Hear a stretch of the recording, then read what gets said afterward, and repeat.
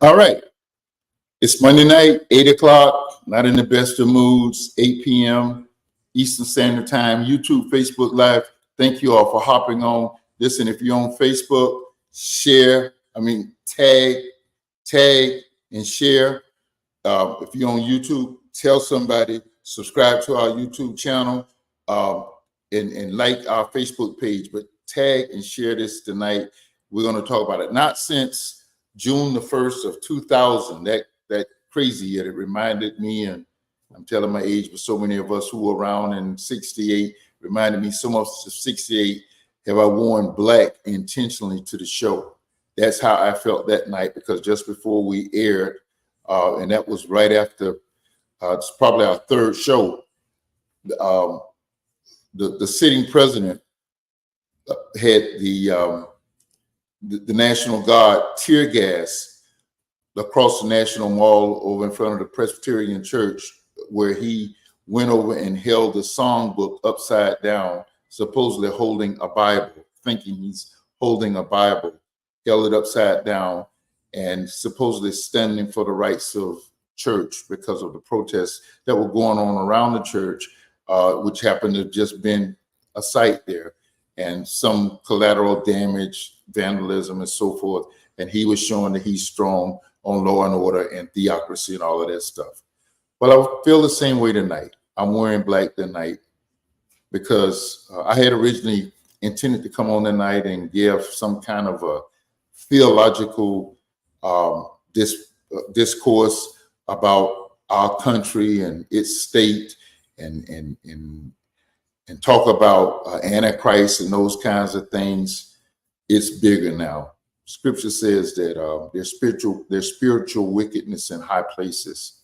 Today, I think we saw just what it was. So yesterday, I preached a sermon. I did my good friend, recurring guest, Pastor Burrell. I preached, it was he and his wife's 40th wedding anniversary. And it happened to fall on a fifth Sunday. And he asked me if we would come over and be his special guest. What a great time. But I taught three things. I said what God ordains. Now, God ordains a whole lot, but I talked about him ordaining the family, ordaining government, and ordaining the church. None of those things have stopped being ordained by God.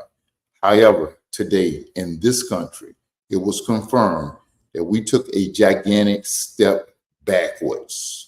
A gigantic step backwards.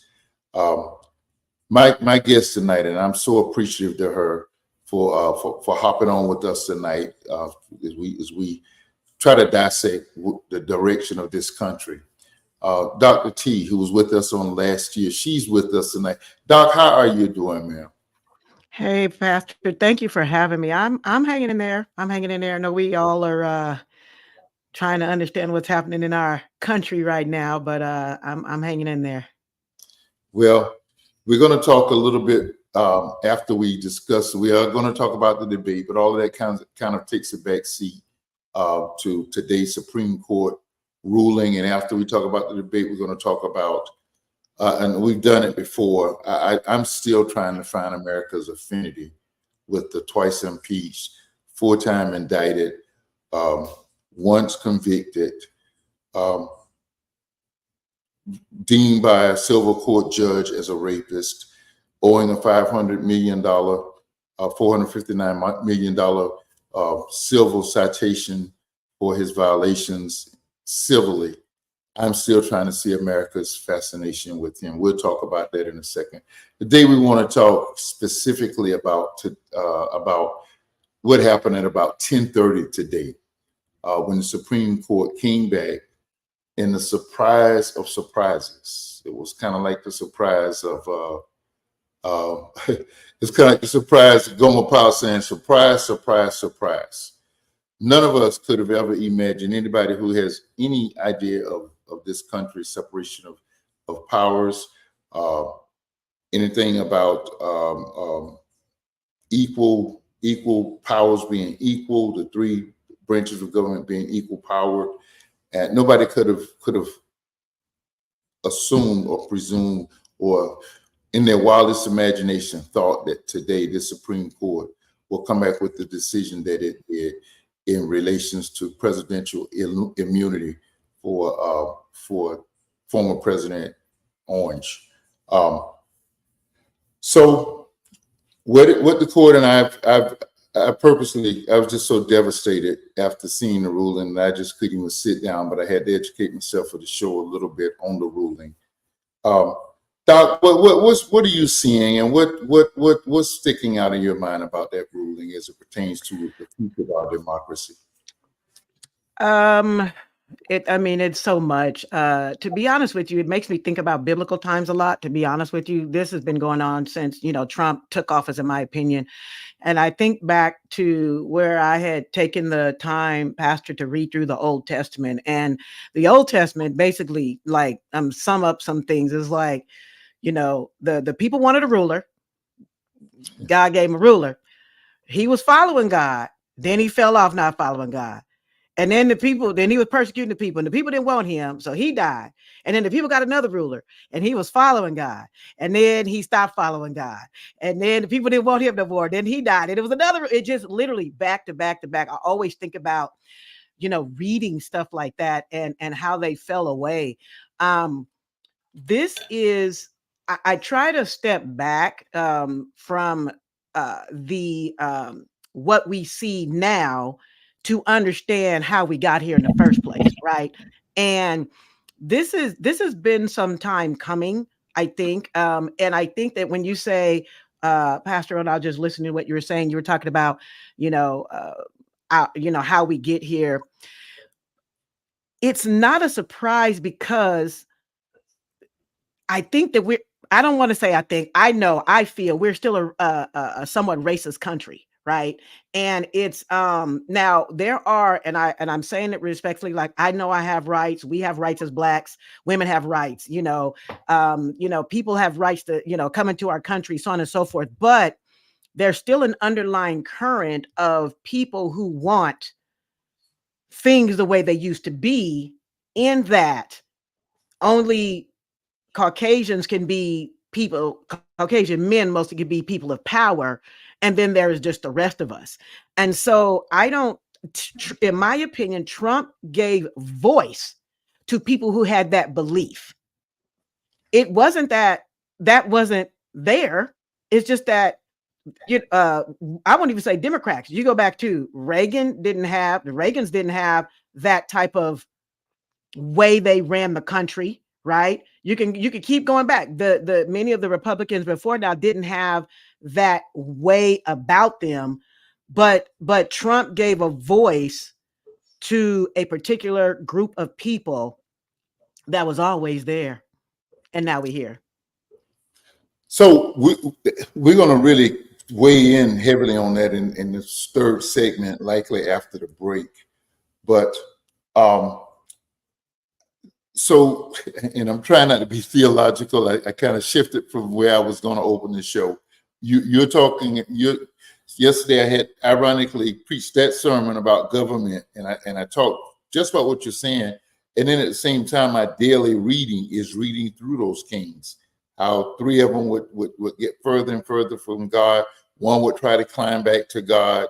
And each time Israel lost more and more materially, spiritually, right, connect relationally, until we got to where we're headed now. Right. Putting this right where it belongs, talking about the Supreme Court today, we have seen this court turn back the hands of many things. We've seen anything that, as you alluded, that was about justice or equality or fair share. All of those things, from affirmative action to the Voters' Rights Act, to the Chevron Act on Friday, which many abortion thought right. was all of these rights, I'm amazed by that, to see that this nation has now come to what it came to today, granting the President of the United States a partial immunity that would only be defined after the fact. So Judge Sotomayor, threw out some hypotheticals today, such as, so let me just go back to this partial immunity says that anything that the president of the United States does as part of his official act, his or her official act, is immune from prosecution. So she gave some instances. She said, so we can order the Navy 16 to go in and assassinate a political opponent. We get. She gave a whole lot, and so the Chief Justice who wrote the opinion of the court came back and said he's not interested in hypotheticals. Well, these are not hypotheticals. They are realities until your court makes a decision on each instance. That's my interpretation of where it is. And we're going to talk again about the Orange 45, but it's just amazing that this guy has been able to twist the arm of the court. There was a time that we thought if there was any way we would get justice, we knew that those men who ran government who didn't look like you nor I, color-wise or gender, we knew that the arms of justice grinded slowly when it came to our rights.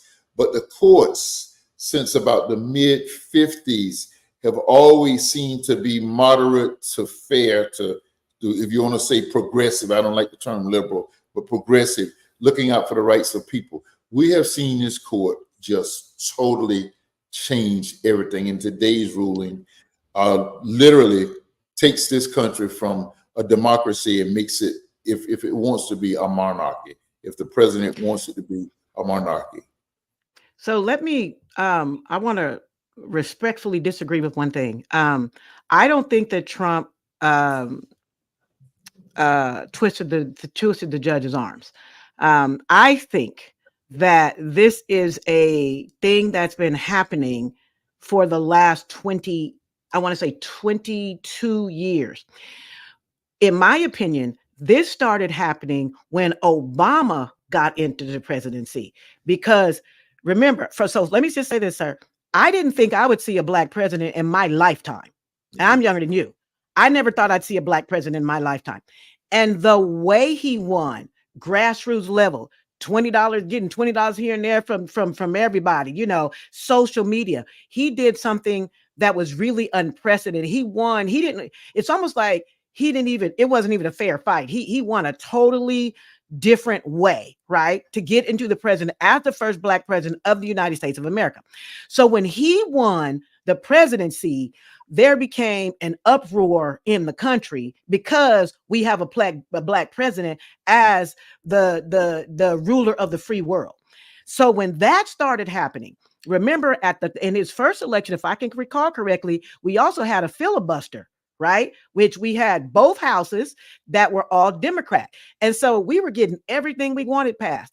And the Republicans were like, this can't keep happening. His last 4 years, he was a lame duck. So if you go all the way back to the oh my God, we have a black president, this stuff has been 22 years in the making. You got it. It started when Obama was putting who he wanted. I'm not even going back farther than that. I'm just start from Obama because it really was happening back, and you could go back before Clinton, back into Reagan. You could go all the way back. But this stuff with justices began long time ago. So then when Trump gets in the office, the Republicans already know they have to make some changes to who the justices is to get who they want in office. Then you get Biden in here for 2 years. He still can't get people in, and I could be wrong about this as fast as he wants to. So this is something that's been happening. So when I say, got me turned up on this, when I say he didn't twist their arms, he didn't have to, because it's been going on for 20 years. This is an outcome of us not voting and not paying attention to the writing on the wall, because we think that when Obama's second race was a lot closer, because we wanted him to get in the first time, so everybody vote. Then the second time, oh, he gonna win, and then we don't vote, and nobody's paying attention to the judges, and nobody's paying attention to all who's in Congress, and now we're sitting here mad about what the Supreme Court today in 2024 said. That's why I only respectfully disagreed. As a democracy fellow with faith in Florida, whose responsibility is to educate and register voters, educate is a chief part of the responsibility now. There's an apathy that blankets our community. That this year, the media has tried to say that it's not just an apathy; it's a rejection of the people who have kind of helped to make things better for us, because we saw how the administration went. Well, if nothing else, like you say, we slept. 2016, Hillary didn't get in, and look at the Supreme Court. Look at where we are now. Absolutely. They have stuck us to where we are now, with the most dangerous, the most dangerous possibility that you could imagine, maybe other than that clown in Tallahassee. They come today and grant powers to a president who is already unhinged and who has already made threats or already said what he'll do. And they basically said, if you can get elected, you now have the power to do it. It is just absolute. So I would say the Justice Sotomayor's statements are not hypotheticals. They are more like possibilities. Yep. Because we have heard him say that he's going to do some of these things. He's coming after his political rivals. He's gonna put people in jail. He's gonna do. If he had his way, Hillary Clinton would have been put in jail. Remember, he fired Jeff Sessions because of his slowfulness, or saying that no, that's not a real legal possibility. So it is just absolutely amazing. And so we sat down in 2016 and we just got today what we wanted. We really, it became a real reality today. So as I understand it, the president can now do anything officially as an act of duty, and if there's a question, the Supreme Court has to interpret it as it pertains to the case which took this that precipitated this ruling, the January 6th thing brought on by Prosecutor Jack Smith. They're saying that every element of that case is good except for one, because I guess he had a conversation with his chief of staff that was considered an official act of duty, but everything else in the indictment can go forward. And I just listening to some of the commentators, it appears that now that trial will likely go to trial and possibly come up with a verdict before. That's the only silver lining in the whole thing. That's the only silver lining. So yeah, it is. It's painful to see all of these decisions that have, I think, supported rights for people, right? You know, all the ones that you talked about, and something like this to be where we are today. It's astonishing. It's literally astonishing. And I it feels like the end of times for me in a lot of respects. You know what I'm saying? Like, is this what they went through in the Bible time? Is this what happened? Is this what it felt like? Because it's absolutely astonishing. That's precisely where I am when I started out. I think and I'm not one of the I'm not one. And Mac, I'm coming to your comment, Mac, in just a second. I want to get an interpretation from you on your comment. I'm not one of those. We got a rainy seasons. Oh, the world's coming to it. No, I don't do that. But I'm just looking at, as Prince would say, the sign of the times. And it's kind of getting there. We've always, even with the craziness of like you say, we saw the pre-MAGA movement that were the anti-Obama Republicans rising up and doing everything just short of being racist openly back then. I'm talking about the politician Washington style. There was some restraint, but now all of that is out the door. But even the Supreme Court then, we happen to have been in Washington. Mac, my dad is as you know, is a Mumford Point Marine, the first Black Marines.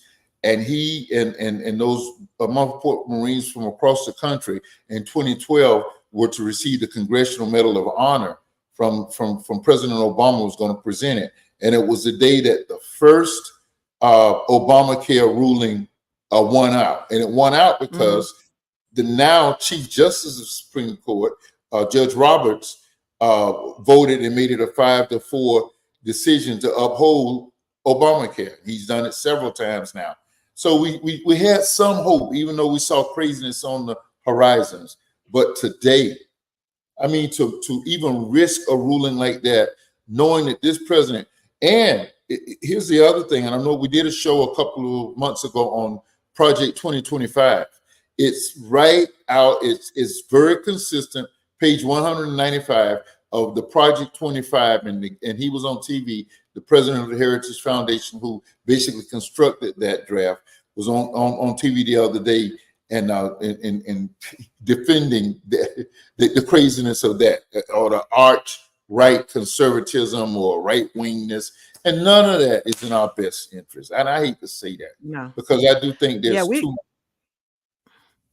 we have been, as Bishop Jakes has said, playing patty cake with the devil for far too long, and this is where we at.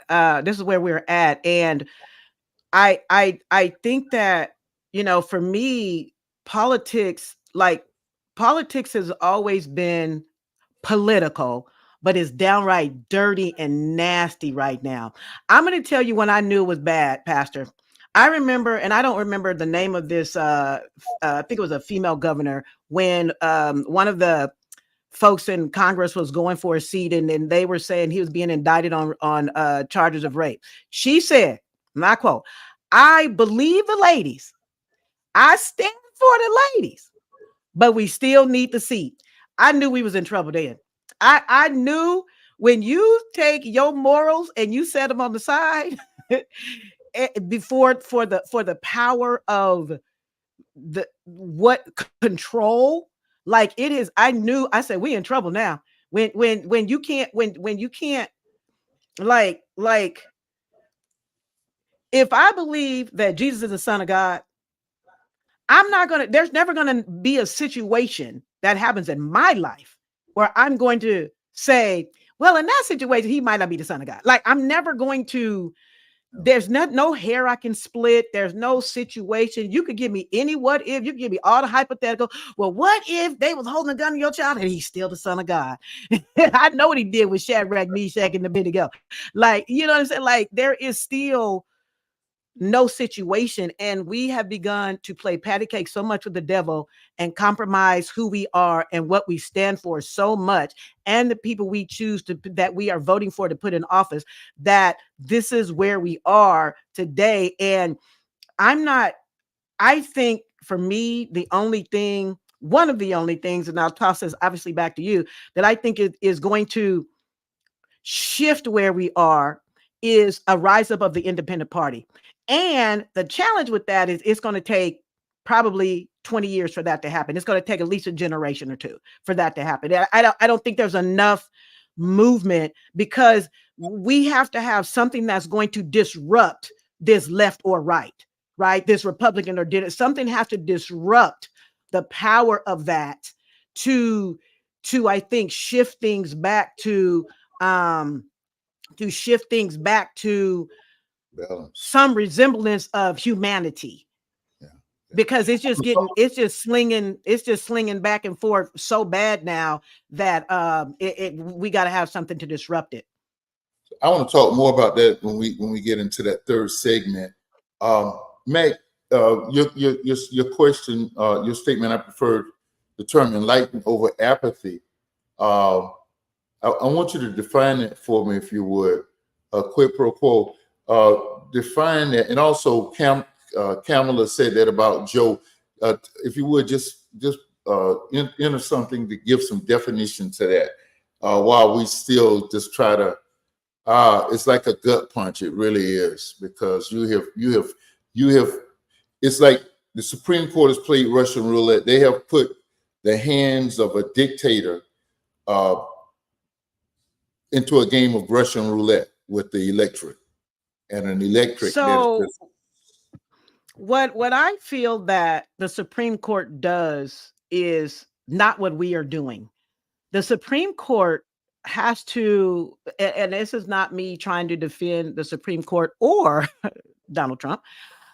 I think that what ends up happening is, for a ruling like such as this, is that they divorce themselves from January 6th. They divorced themselves from the criminal charge. They divorce and all, for all intent and purposes, I think they have to in some respects. Again, I'm not trying to defend, I'm trying to give context.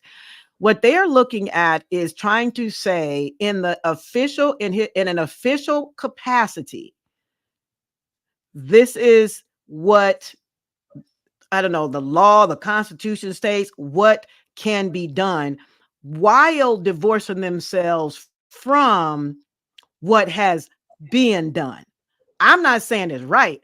I'm saying that I feel like even when they many of the laws that they recently overturned, it's like affirmative action, huh? Abortion right, huh? How Like about the I'm Shelby? so confused. Yeah, huh? Like I'm so confused. So I feel like they divorced themselves from what's happening and look at this, look at something narrow. And that's why I think in a lot of respects, and maybe I'm wrong, that we need to change some things with the Constitution. Like let's just call it what it is. Well, I mean, I disagree with you on that, because I think they have embraced the actions of the president of January the 6th, and said, okay, if this court determines that you were not acting, if this court determines that you were acting in your official position as president, and every decision that was made on that date that caused you to be prosecuted, it's overturned.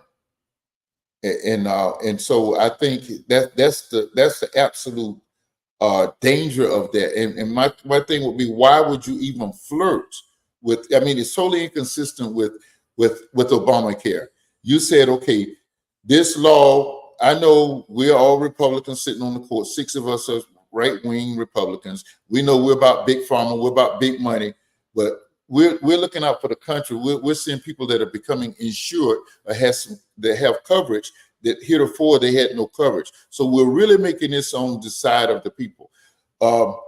Civil rights, like you said, huh? Yeah, well, that goes out the door. We don't care. Abortion, we don't care.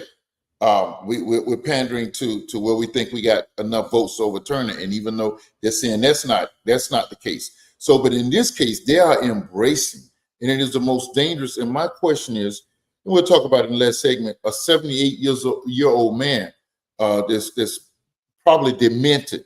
Why in God's name do you side or even play with that fire? Why do you even get close to that? I just don't understand. I mean, I appreciate the disagreement. That's why we're here discussing it. I don't there, I used to say a long time ago, Pastor, don't try to make sense out of something that's senseless, right? Because then that would make me crazy, right? Because there are just some things. I don't know if politicians understand this, but there are some things that are just wrong. There, there are some things that are absolutely positively wrong, and to me there have been many major things that have happened that have been wrong, and I don't know. I'm trying to think about the future of where we're going, right? And how damaging this can be and will be for our future. I have hope with the younger folks that they're going to try to hopefully get some things right, because I hope that the younger folks, again, my push for the independent party is, I hope that they so mad at both of Republicans and Democratic and say, we don't like neither one of y'all and we try and do some things different. Like, I hope that the gunslinging and the mess slinging on the far ends are enough for them to just be sick of all of us that are making these dumb decisions and causing these things to happen.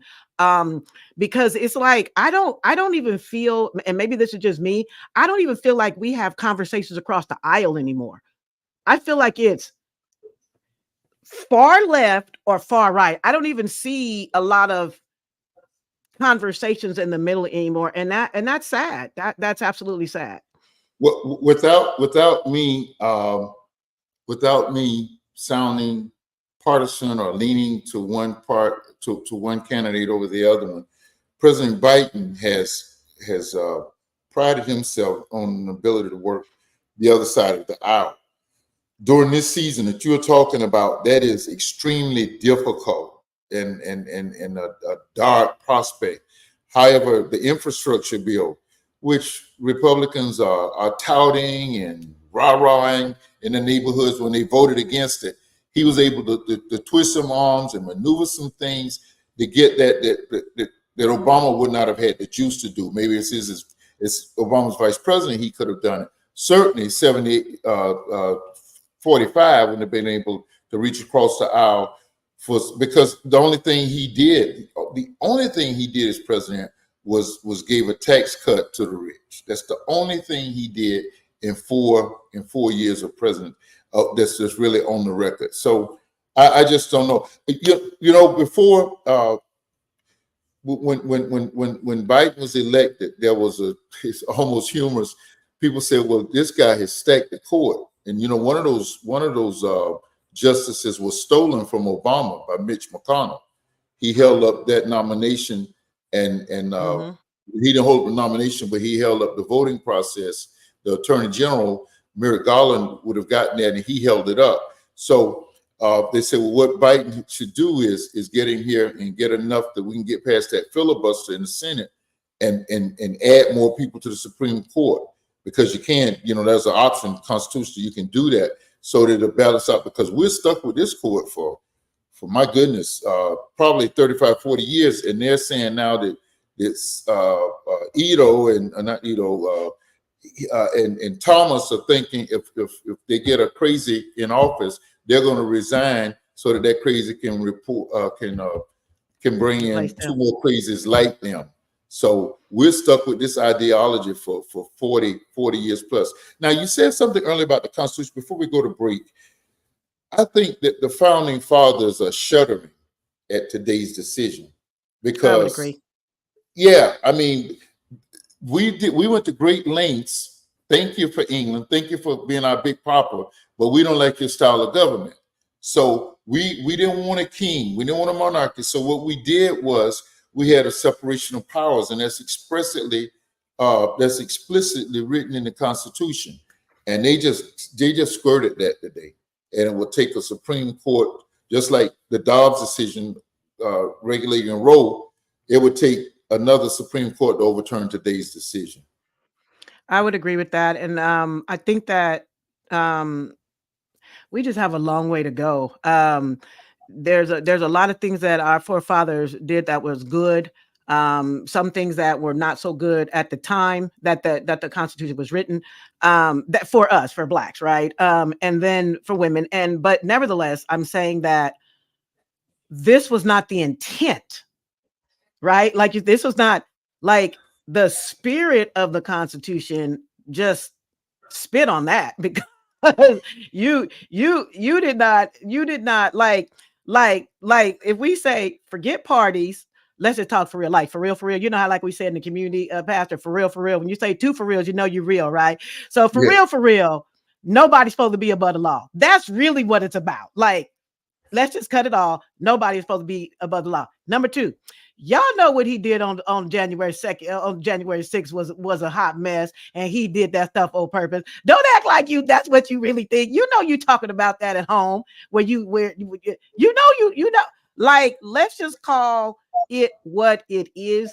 And you know, and I just think that we're going the wrong way rapidly, unfortunately, and I'm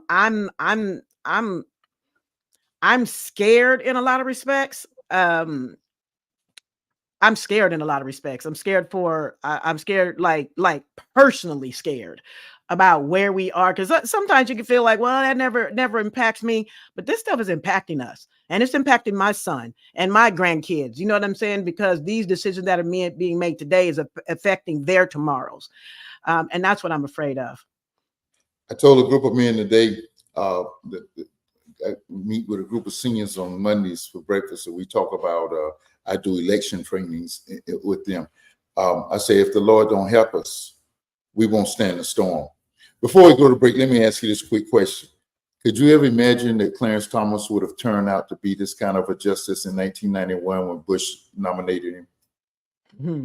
Wasn't what was Anita? What was that? What was her name? Anita? Anita Hill. Yeah. What year did that come out? Because he was elected 91. What year did Anita? When that happened, I can see it. When he first got elected, no, we didn't see that. Yeah. Listen, we're going to break. We'll be right back. We're going to talk about the debate and some other stuff.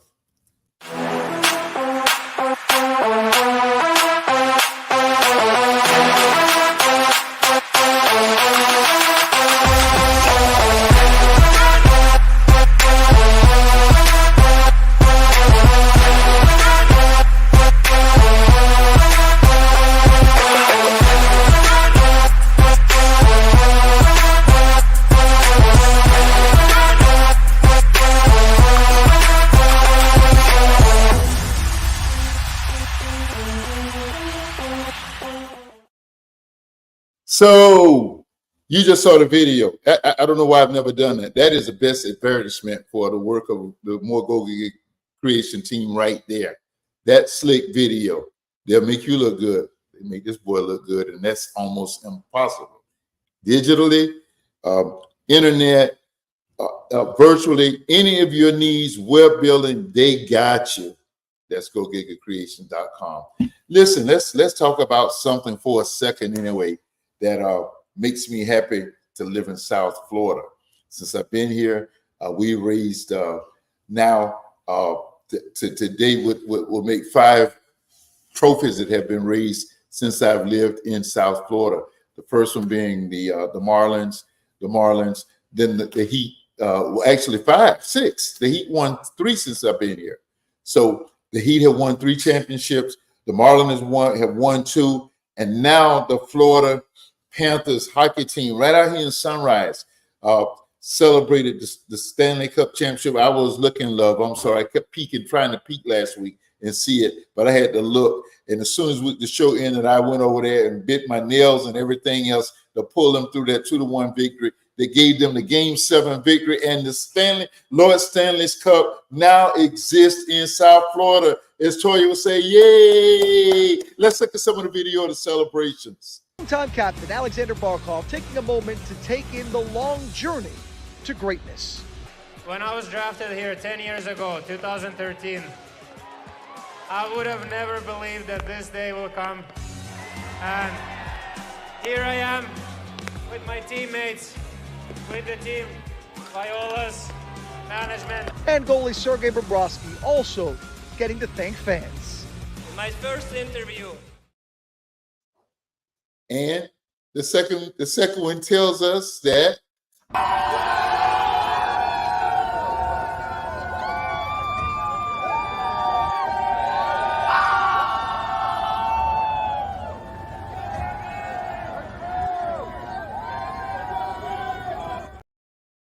Lord Stanley, I bet you never thought that your cup would take a dip in the Atlantic Ocean, just a few miles off the coast here in Fort Lauderdale.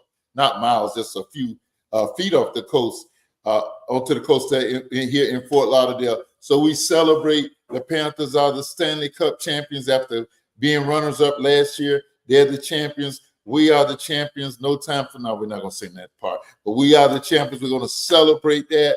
And then we're ready to go back and get back and be in the race again next year. How many of us became hockey fans? And the arena is less than 3-4 miles from our house because we stood by and watched in utter suspense as they pull out game after game after a 3-0 lead. And then Edmonton coming up and tying it at 3 apiece. And then a dogfight in the Game 7 deciding fight that literally went down to the last second. Florida Panthers, the dialogue salute you. Awesome job. We shout you out tonight. We had to have something to smile about. So trying to get over the depression of today's Supreme Court decision. Oh, politics has been draining on us. Monday night's debate. Thursday night's debate. Let's see. I'm trying to see. Yeah, Thursday night's debate had its challenges. We actually had our serious challenges on Thursday night. Let me see what Max says before we go to them.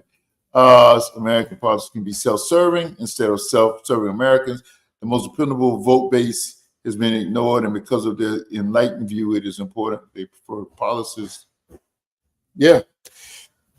Well, I think that's what I was just reading Meg's comments. I think that's what you've been saying, Dr. T. You call for this, for an independent base. I'm going to tell you, and I don't often disagree with my guests. I'm concerned about. Do. Yeah, I'm just concerned about what roles the independents can play in this race in such a close election. When we saw in 1992 when Bill Clinton won the White House, Ross Perot's entrance into that race very easily because those votes came from George Bush.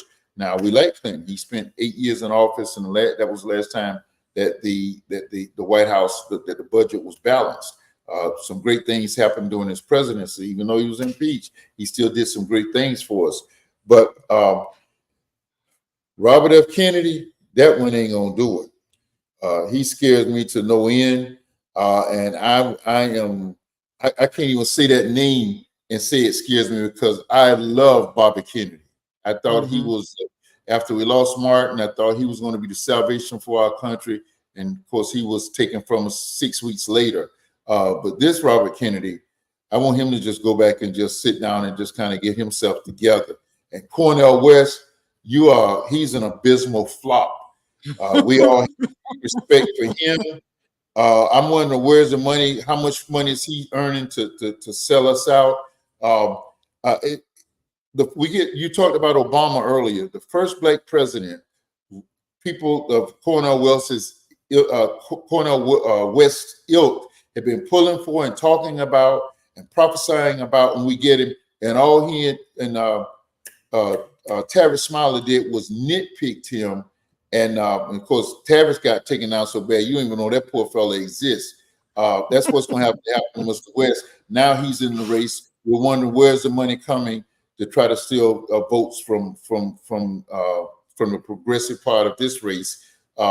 Who's paying him to try to steal those votes? So it's this group of independents scare me. Well, so remember, I also said that I think it's going to take about 20 years. Like, yeah, you did. This has to start chipping away at something, and it's going to impact the Democrats and the Republicans. One election might impact the Democrats more. One election it might, like stealing votes from the Republicans more. It's just part of an emergence of a new party. And then oftentimes the independents are going to probably lean more Democrat or lean more Republican, and we understand that. But in reality, there has to be something to work to get the oil out of the water, because there has to be something that's going to change, because we're going farther and farther and farther away, unless we just go have a civil war and just do that, and then we all in trouble, right? Like, that's to me where we're heading, because we are gunslinging too much. And if we got ourselves to the point where we had that insurrection on the 6th, we in trouble. And I'm gonna tell you who I blame for the insurrection. I'm gonna say this, and this lightweight a joke. I blame the airlines, because they didn't see all them Republicans getting on the plane. They didn't see them. They didn't call nobody to tell nobody what was going on. That's the Republican money. They who could care less. They saw that money coming. That's what they were caring about. They saw them make America great again. Hats and pants and red, white, and blues, getting on all them Southwest, American, Delta, all of that. I blame them for it. I blame them. That was their concern. Let's just very quickly, what time has jumped all over us. Let's look at Thursday night. Almost is in view of today's decision. Thursday night is almost a moot point. Actually, if I'd have been Joe Biden tonight, and he came on and he kind of, I guess you could say he whined about the decision. A bold thing would have been to say, listen, they've done just what they said they were going to do. When people tell you who they are, you better believe it. They've just shown it to us. You better send Democrats back to the House. You better put me back in office so that we can balance out the Supreme Court. That's the kind of bold initiative it's going to take overturn this performance the other night and then embolden this. Let's look at this first videotape and let's analyze what was wrong with Joe the other night. Making sure that we continue to strengthen our healthcare system, making sure that we're able to make every single solitary person eligible for what I've been able to do with the COVID. With dealing with everything we have to do with. Look, if we finally beat Medicare. The two candidates disagreed on just about all the major issues. What happened to him? What happened the other night to him? What happened? So I couldn't watch it. I turned the TV down. I'm gonna be very honest for me. I don't have love for former President Trump, and I can't listen to his voice. It literally physically does something to me, and I don't want to have anger and hatred in my spirit. So I couldn't listen to him. And then when I heard Biden, like, I said, what is going on? Oh God, this is what we have. These are what our choices are. And really, if I'm going to say this, so whoever listens on your channel, what we're voting on is we're voting between crazy Trump and Kamala Harris. That's really actually what we're voting for. That's really what we're voting for. And you know what's scary about that? America hates Kamala. They hate Kamala, and that's what you're going to see. That more and more, you're going to see you're going to see Trump say, "I'm running against Kamala." You're going to see that because he knows the vitriol that America has for her. They kind of list her as a dragon lady. Let's look. You talking about contrast? Let's look at the other contrast. We don't know what's wrong with Joe. We saw they got him out the next morning. It looked like somebody had pumped him up because he was a different character. If he had that energy and been that mentally lucid when he spoke, he would have destroyed Trump. But let's look at Trump. Let's look at the other side of the other night. Democratic states allow people to execute babies after birth, an egregious lie that is illegal in every state. He said everybody, even Democrats, wanted Roe v. Wade overturned. Roe was supported by 2/3 of Americans, even more Democrats. He said every legal scholar wanted Roe overturned, abortion returned to the states. Legal scholars have told me directly this is not true. He said the U.S. currently has the biggest budget deficit ever. No, that happened under Trump in 2020. He said the U.S. currently has a record trade deficit with China. That also happened under Trump in 2018. He said Biden personally gets a lot of money from China. Zero evidence of this. He said there were no terror attacks during his presidency. In fact, there were multiple attacks. He said Iran didn't fund Hamas, Hezbollah, other terror groups under his presidency. Iran, in fact, did. He said Biden wants to quadruple people's taxes. That is pure fiction. He said the U.S. has provided way more aid to Ukraine than Europe had. It's actually the opposite. He said the U.S. has provided about $200 billion in Ukraine aid. It's closer to $110 billion.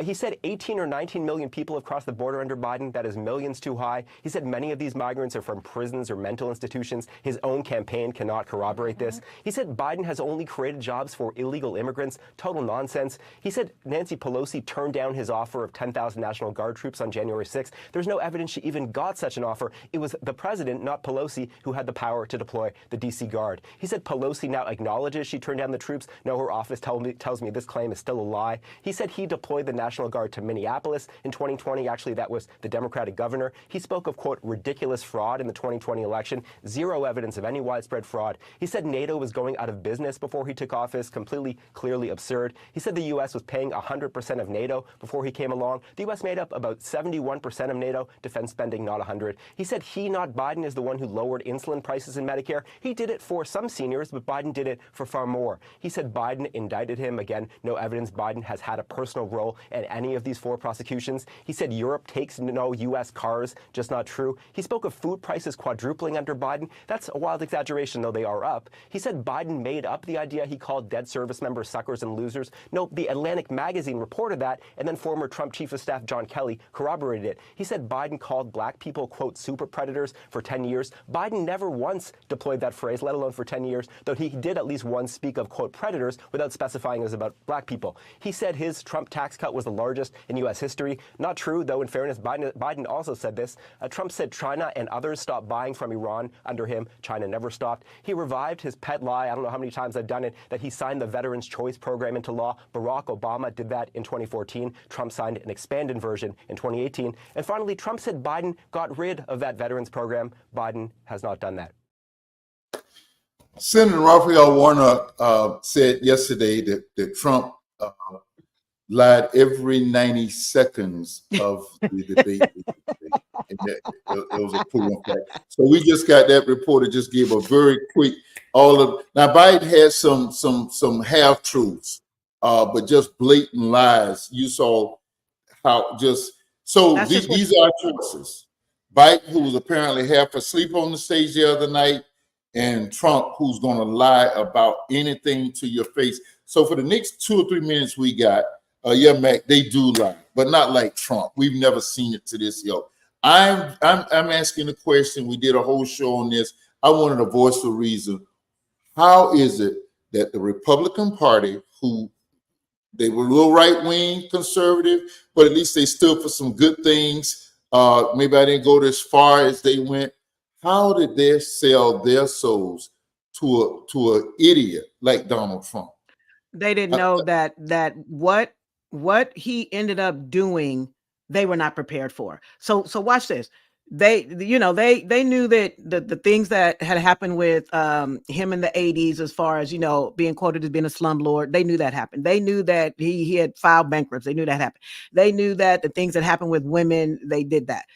Remember, he's a businessman, but they didn't know, and I will even agree with this, that the way he held the party hostage, it was almost Hitler-esque, right? In the sense of you wanted, and I'm not talking about in killing and all the genocide that Hitler did. I'm talking about when Hitler first came into power, they didn't know that he was the diabolical fool that he was, right? They didn't know that.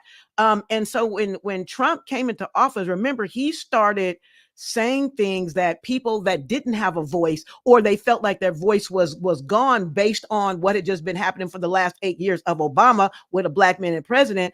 So he gave a voice to people, right? He gave a voice to people. And when that particular far off group started to believe in him, then it flipped to, and if you don't believe in him, we're not voting for you.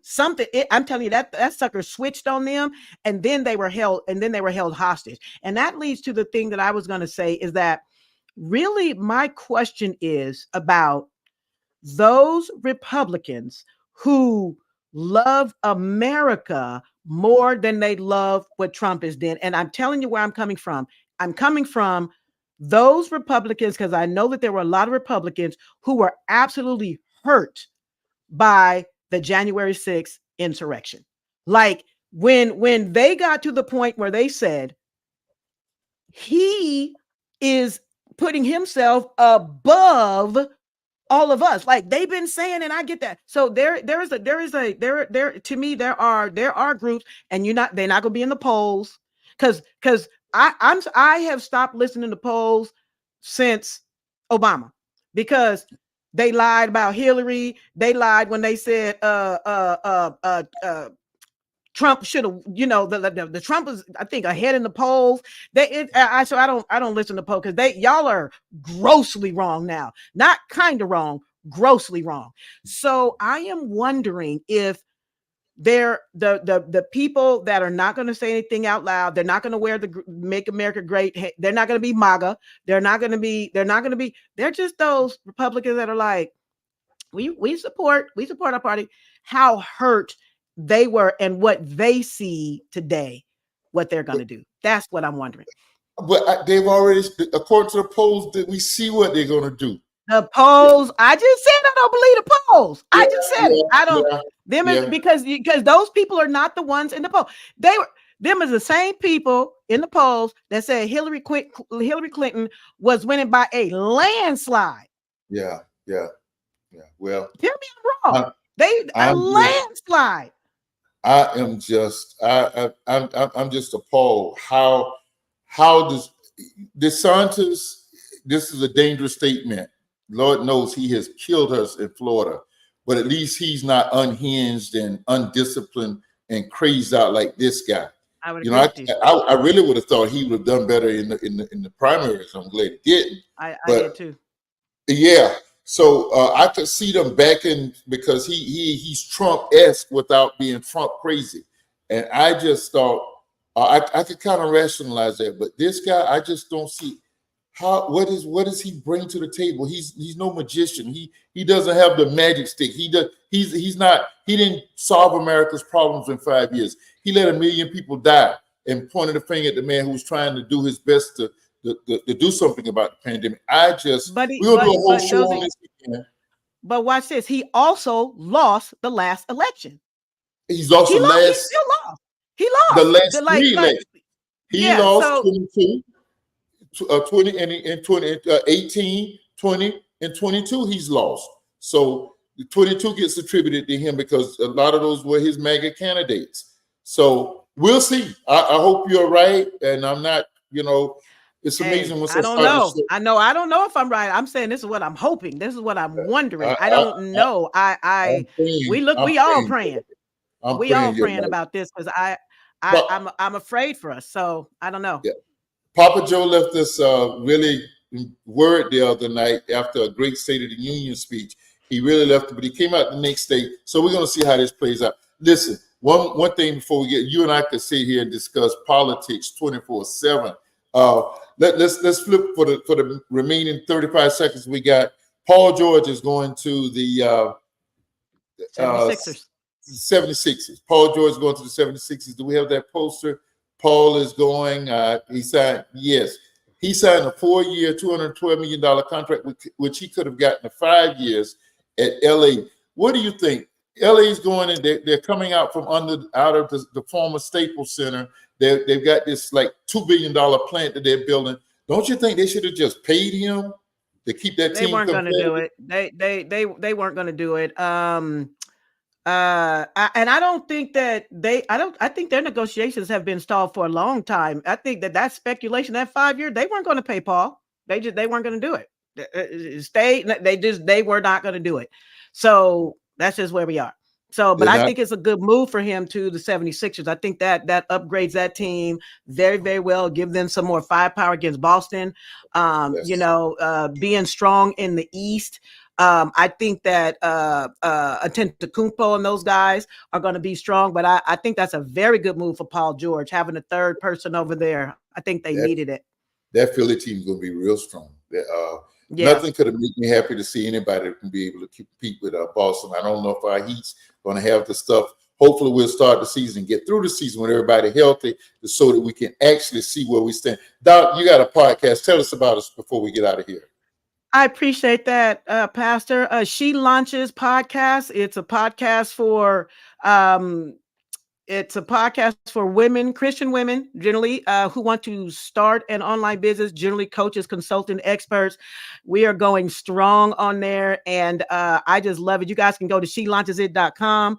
You can get to the podcast on any podcast platform, Apple, Spotify, iHeartRadio, all of them. And we're just getting started this year, and I am so excited about where we're going. So thank you for letting me give a shout out to that.